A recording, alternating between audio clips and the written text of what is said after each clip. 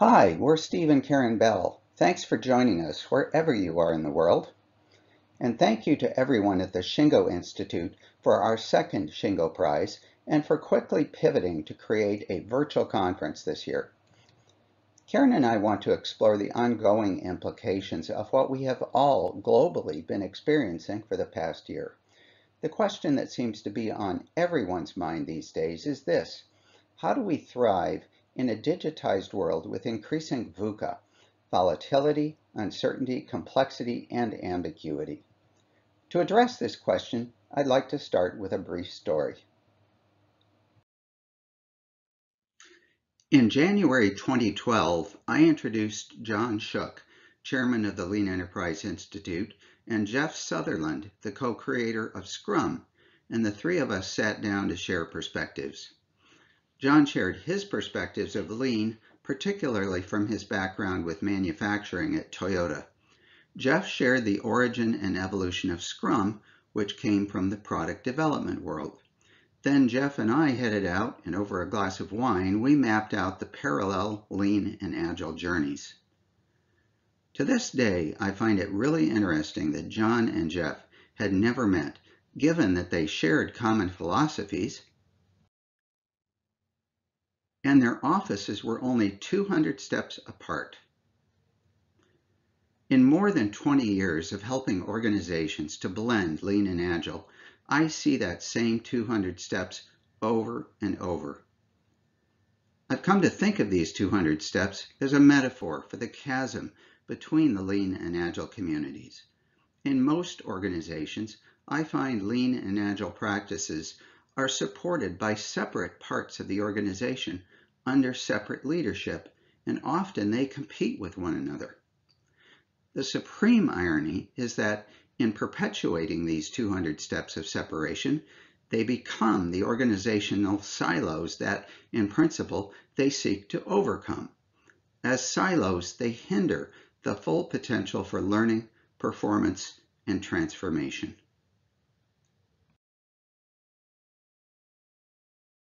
Our first Shingo Award for Lean IT was published 10 years ago and applied lean thinking to developing IT operational excellence. This was important because historically, IT has been treated as a centralized, highly controlled function, supporting large monolithic systems that were resistant to change. Lean practitioners were often hindered by their slow pace, poor quality, high cost, and tight controls of technology, which created significant roadblocks to continuous improvement. According to DevOps pioneers Jez Humble and Gene Kim, this book contributed greatly to their thinking and to the development of the DevOps practice, which you'll later learn has helped us to make great strides forward. Now fast forward 10 years to our second Shingo Prize for Accelerate, authored by Jez, Gene, and Nicole Forsgren. Karen and I helped edit the book and contributed the chapter on creating a holistic learning organization.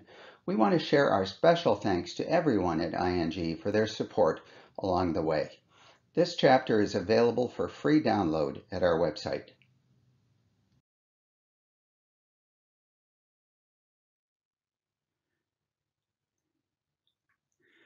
Today, I'm going to talk about what Karen and I believe are the 5 key drivers of a high-performance learning organization and how Lean and Agile, along with other related disciplines, come together to create these essential conditions.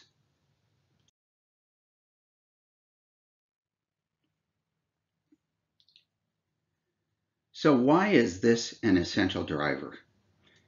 With self-contained autonomous value streams, team members bring their individual skills, experiences, and points of view into a highly collaborative setting, so the work and the outcomes of that work evolve from a holistic perspective.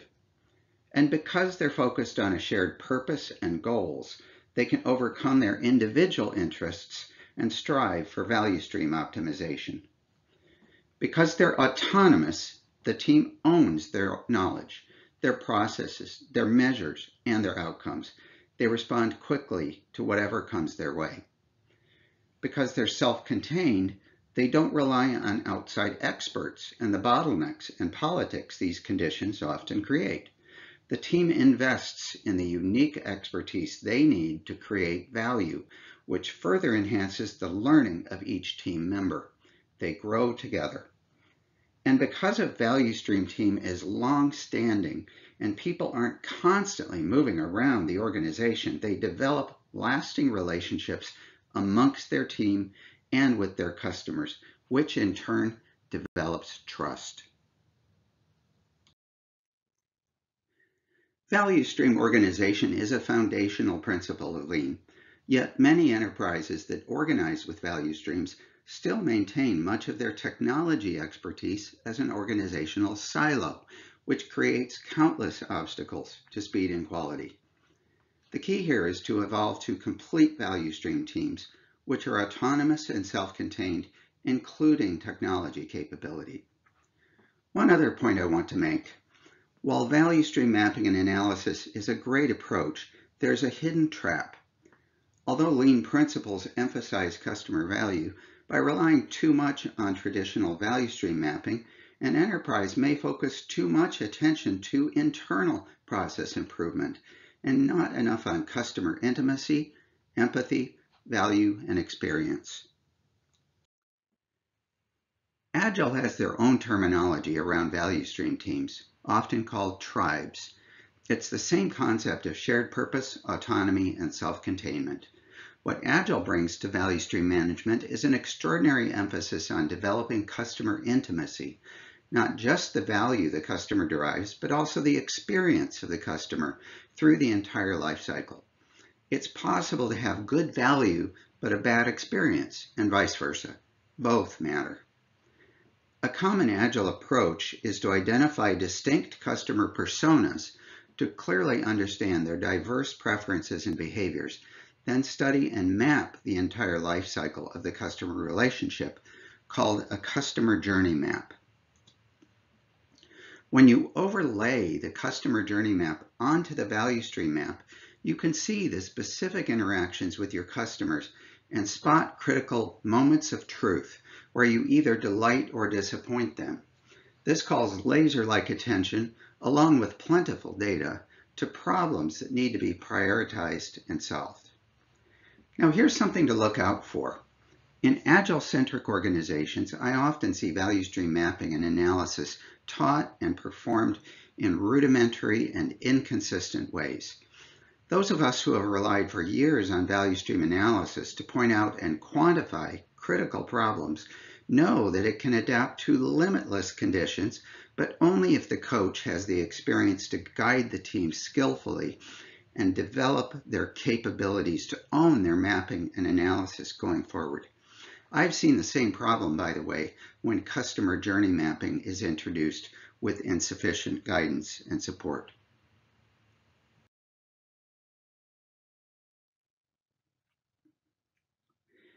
In the complex digital world, many specialties are often required to make change happen. This includes not just technology specialists, but other specialties, for example, marketing as well. To make change happen quickly, these specialized skills need to be close to and familiar with the work and continuously collaborating, which is why we embed these capabilities within the value stream teams. However, as a functional organization is transitioned into a value stream matrix structure, it's essential to preserve the knowledge and relationships within those specialist communities so they can continue to learn with and from each other. This requires a careful balancing act, ultimately making each cross-value stream community a self-managing team. Although the community of expertise structure is not specifically addressed in the Lean approach, I've often seen them in many enterprises on the Lean journey. For example, during the technology Lean Agile transformation I coached at Nike over a decade ago, we established communities of technology specialists that spanned global product creation, production and supply chain, and administration. Several years ago, a clever new value stream taxonomy was introduced by Henrik Nyberg at Spotify. This taxonomy includes tribes and squads, representing autonomous, self-contained value stream teams and subteams, and into this structure they added communities of expertise called chapters and guilds, indicating mastery of their respective crafts. In this approach, the standards for each specialty, be it technology, materials engineering, marketing, or any other, are simultaneously practiced and improved across the organization.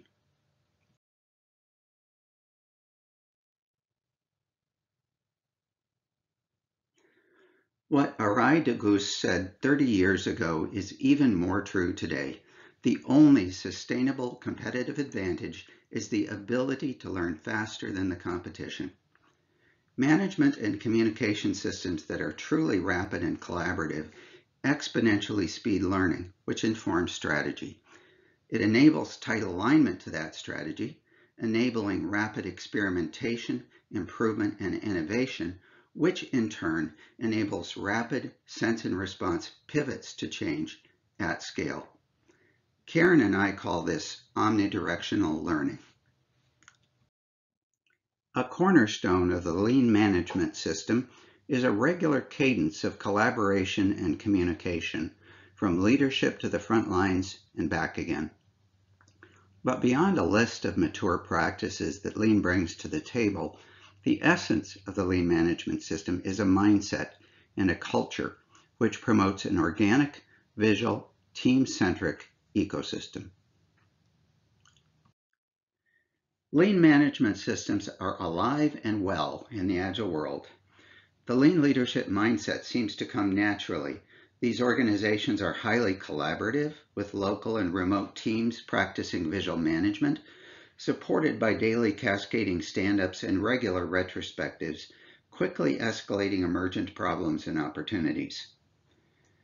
The popular scaled Agile management systems known as SAFe, the Scaled Agile Framework, and LESS, the large-scale Scrum method, are clearly based on lean management system practices.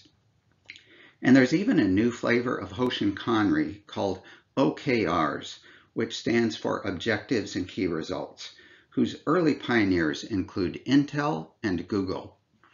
But a word of caution here. The OKR structure and its QBR, quarterly business review process, have become quite popular in digital enterprises. This approach closely resembles Hoshinkanri and is intended to create an organization-wide framework for target setting, experimentation, problem solving, adapting to change, and omnidirectional learning. However, if not accompanied by the right change in mindset and behavior, especially from senior leadership, it can simply become a new form of top-down command and control. Finally, the communities of expertise we discussed earlier also enable real-time horizontal learning across value streams and the enterprise. All of these practices, combining lean and agile methods, contribute to omnidirectional learning, enabling the organization to collectively sense, respond, and pivot.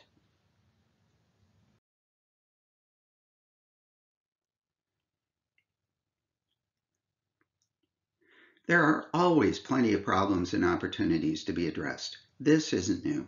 What is new is the heightened degree of VUCA and the need for each team to apply the right problem-solving approach to each situation. When organizations learn how to do this, they can work effectively in highly uncertain conditions while maintaining stability in daily operations. This is something that lean practice needs to take a fresh look at. So how do we do that? Lean brings a variety of mature problem-solving methods, all based on the scientific problem-solving method, or PDCA. However, most lean problem-solving revolves around standards and standard work, where the gap from the current condition to the present standard drives improvement, and changes to this present standard drive innovation. Many of you may be familiar with the Cuneivan framework, which applies complexity theory to problem solving and decision making. The right side, simple and complicated problems, are deterministic and standards driven. Most lean problem solving approaches are on this side. The left side of the framework deals with significant uncertainty, In a complex situation, there are many objective and subjective variables and few standards. And in a chaotic situation, there's a high degree of disorder with potentially imminent negative consequences. These require a fundamentally different approach. Paradoxically, the approaches to addressing such difficult left-side situations involve standard work that can be taught, learned, repeated, and scaled. With Agile methods, teams prioritize a backlog of problems to solve and hypotheses to validate. They iterate through rapid cycles of experiments, creating a continuous flow of problem solving through sprints and releases using rigorous testing and data analysis, enabling continuous delivery of customer value and valuable lessons learned with each iteration.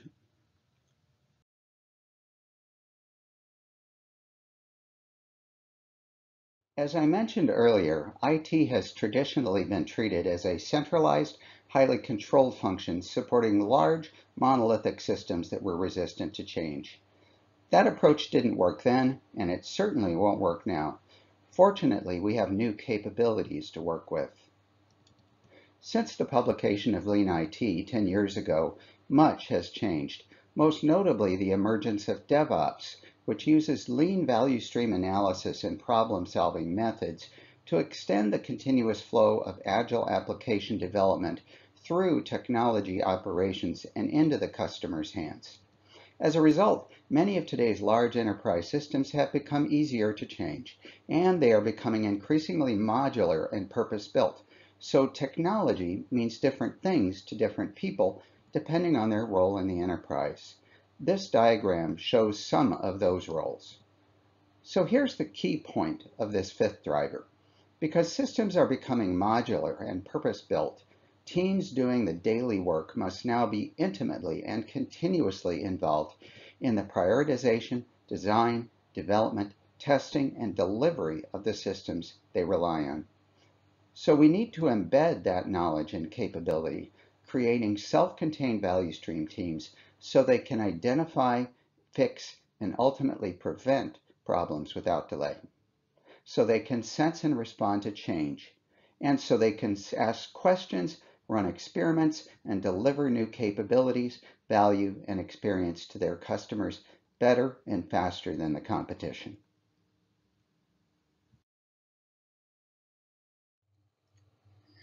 To close this presentation, we checked back in with a couple of our friends at ING, Jordi DeVos and Pradeep Kumar, looking for their insights on how they've handled the recent disruptions caused by COVID.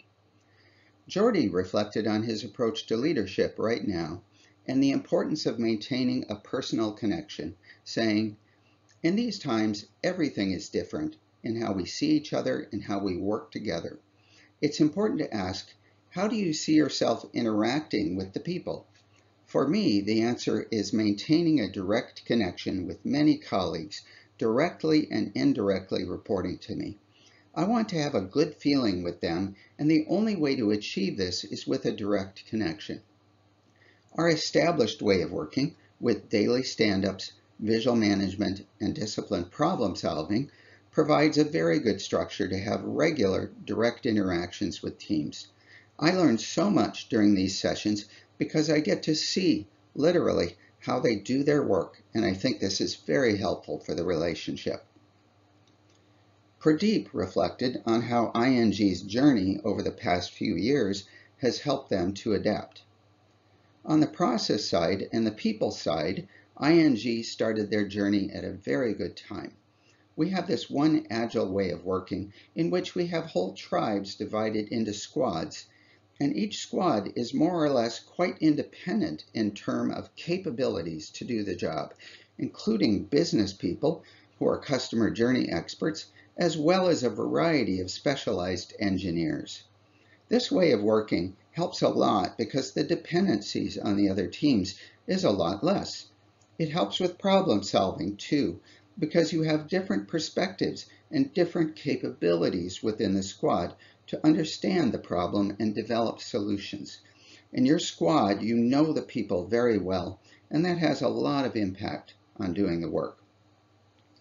We asked Pradeep what advice he'd share with others who are asking, "What can I do to increase agility within my teams?" He responded, "My first advice would be to trust the teams. When we first formed the squads, there was a lot of discussion and we were not that productive.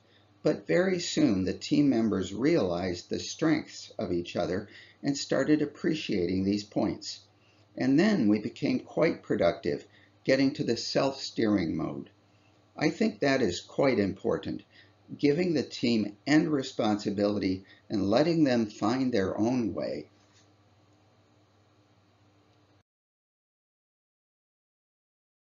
To sum it all up, Lean and Agile are complementary, and a blended, holistic approach is essential to succeed in the fast-paced, highly uncertain digital world.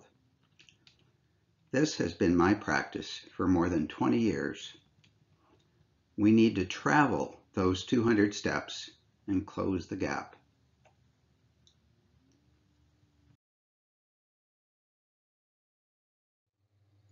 We want to thank the Shingo Institute for their support and recognition of our efforts and for the continuing co-evolution of Lean and Agile going forward. Take care, everyone, and best wishes on your journey.